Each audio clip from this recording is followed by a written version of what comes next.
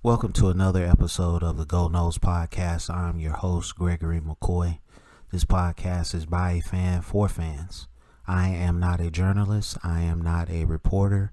I am not an insider. I do not work for a website. The majority of my content comes from me, in my opinion.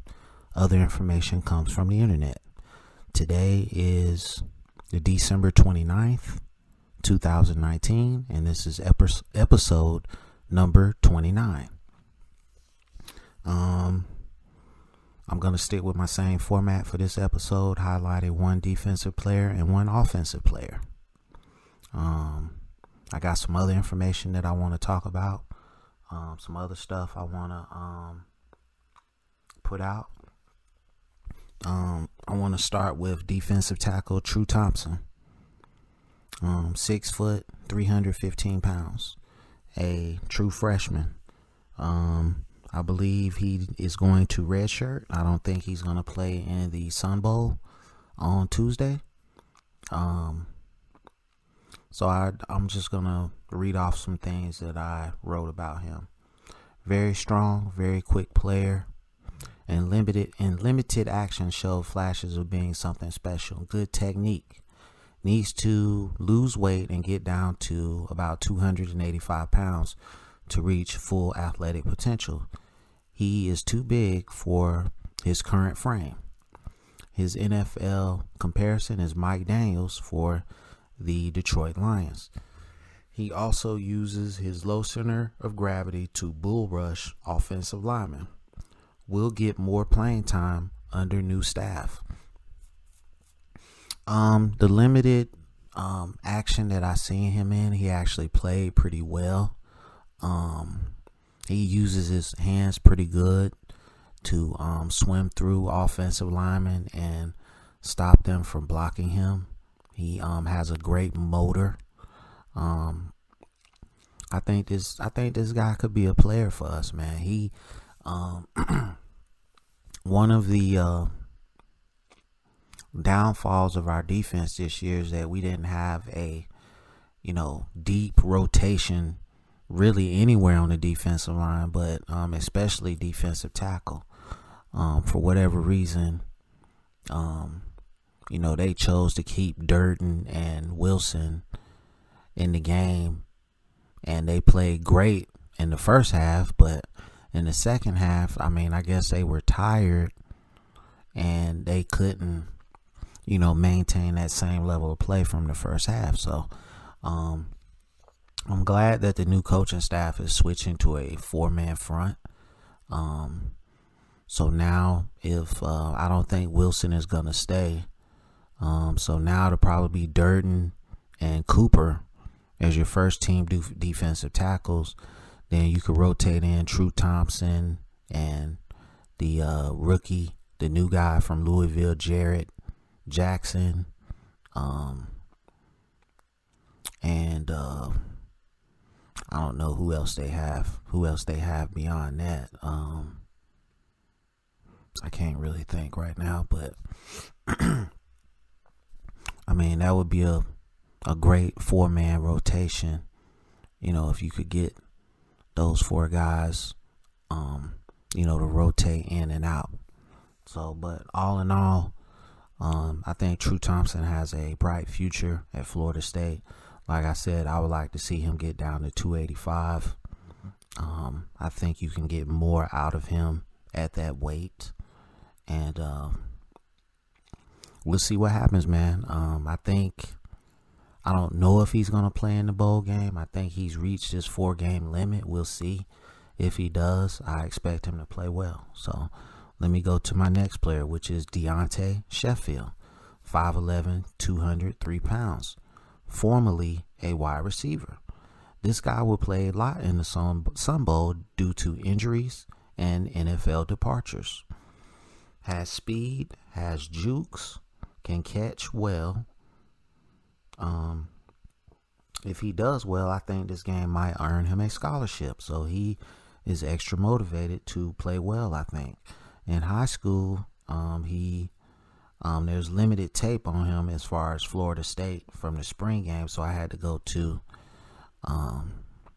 his high school tape to really get a feel for him. I mean, he's an athlete. He can play. You know, obviously he was a wide receiver before. He can catch out of the backfield.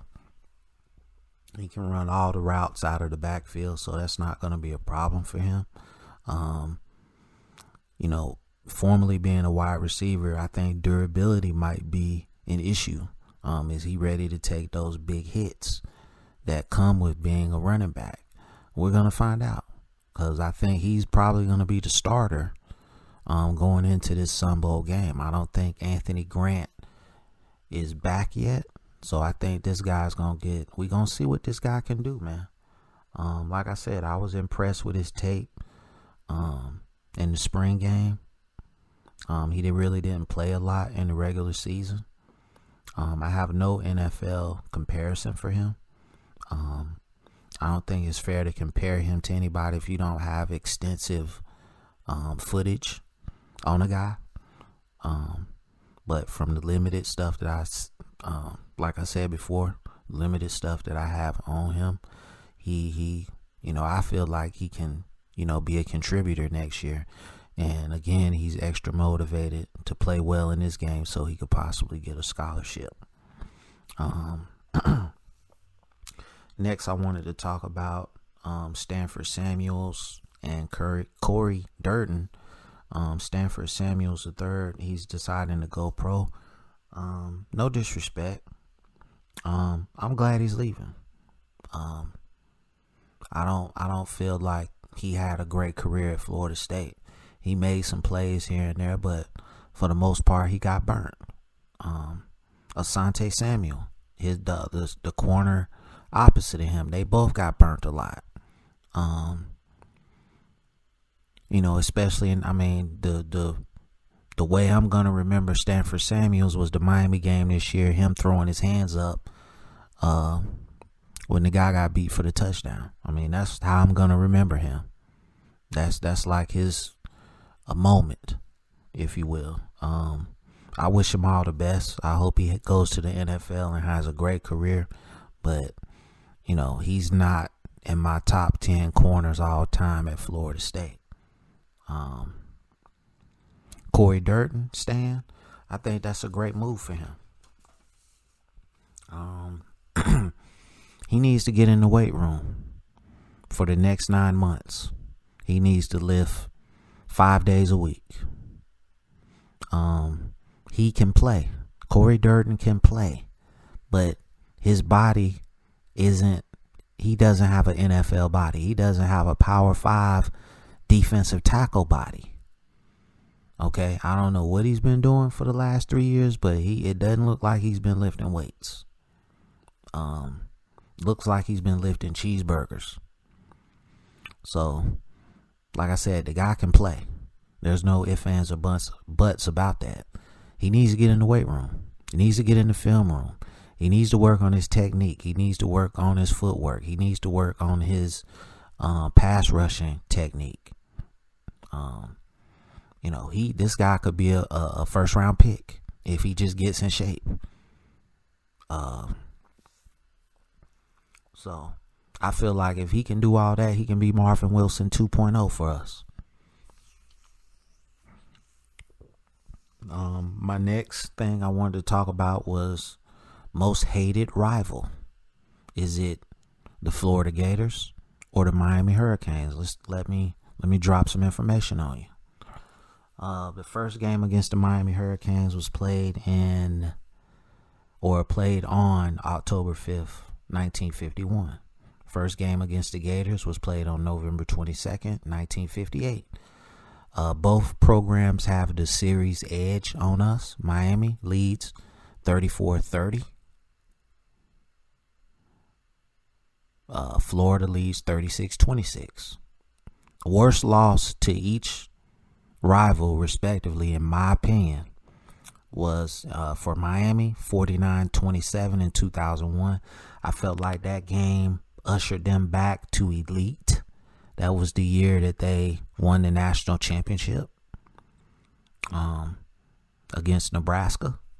And I felt like that game was the springboard for them to get back to elite status.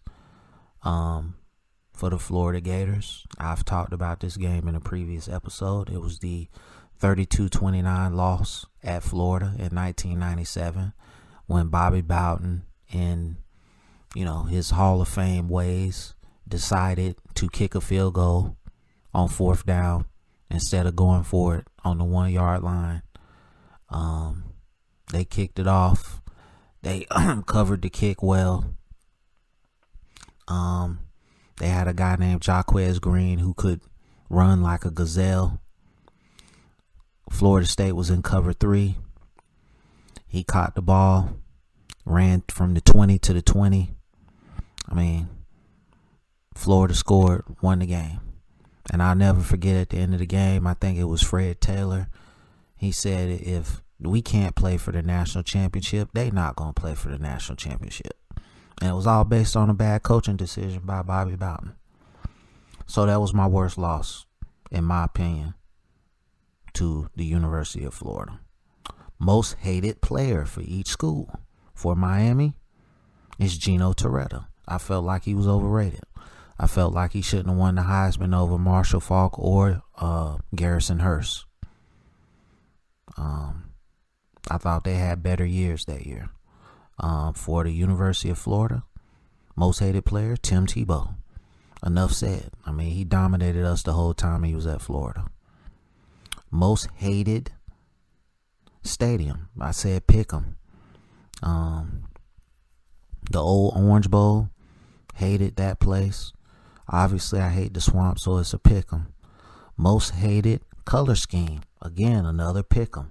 I hate both of their color schemes. And any teams you hate more than Miami or Florida. For Miami, obviously I hate the University of Florida more, Oklahoma, Ohio State, and Clemson. For the Florida Gators, they are my most hated team. I hate everything about them. I don't want nothing bad to happen to the team. I don't want them to, I don't want anybody to not be able to have a career in the NFL, but I just don't want them to ever win any games. Is that asking for too much? That's all. That's all I want. So obviously the winner, or I should say the loser for this, is the University of Florida. The Florida Gators is, to me, the most hated rival between the two. Like I said, I hate these guys. If they never win another game, I would be happy. That would be like, if we could just win one game and beat them, I would be happy. So my last and final topic that I wanted to talk about was the Sun Bowl preview. A lot of young talent for Florida State will play in this game. I'm very interested to see how this young talent is going to play. I think overall Arizona State will win because we suck. Let's face it. Hopefully the new staff will be there to infuse motivation, new life, something to motivate these guys to play hard.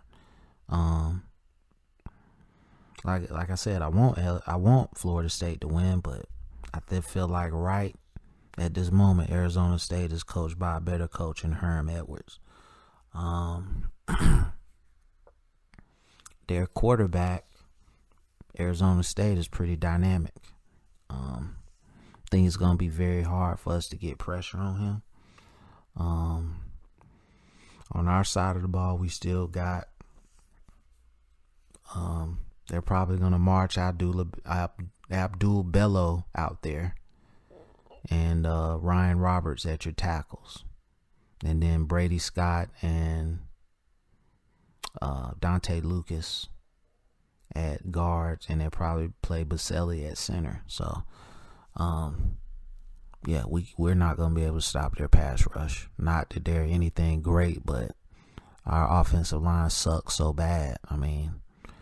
So I'm picking them to lose 24-13. I think Arizona State's going to win it. So I hate picking against my team, but I'm also a realist. So that's the end of this episode. I want to thank everyone for the tremendous support that you have given to this podcast. I really do appreciate it. It's available on YouTube. Please subscribe and, leave something in the comments. It's available on Apple Podcasts, Spotify Podcasts, and Google Podcasts. Please rate, review, and subscribe. And once again, thank you for the continued support, and go Noles.